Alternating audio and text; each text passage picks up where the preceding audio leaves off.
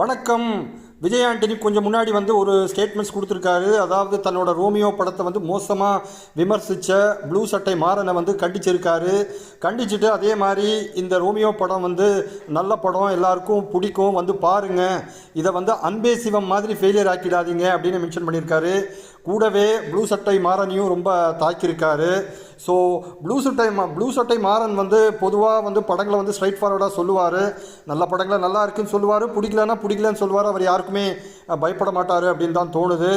Romeo நானும் பார்த்தேன். அந்தளவுக்கு விஜய் ஆண்டனியோட முன்னாடி நடித்த படங்களை விட ஒன்றும் ஓஹோன்னு இல்லைன்னு தான் தோணுது. படம் உண்மையிலேயே கொஞ்சம் போரிங்காக தான் இருந்தது. நிறைய லூப் ஹோல்ஸ் எல்லாம் இருந்தது. லாஜிக்கெல்லாம் நிறைய இடங்களில் மிஸ் ஆச்சு. ஸோ விஜய் ஆண்டனி தேவையில்லாமல் ப்ளூ சட்டை மாறனையோ மற்ற விமர்சனங்களையோ திட்டுறதுக்கு பதிலாக நல்ல படங்களை கொடுக்கலாம் அப்படின்னு தோணுது. ஸோ உங்களுக்கு பிடிச்சிருந்தா லைக் பண்ணுங்கள், ஷேர் பண்ணுங்கள், மறக்காமல் சப்ஸ்கிரைப் பண்ணுங்கள்.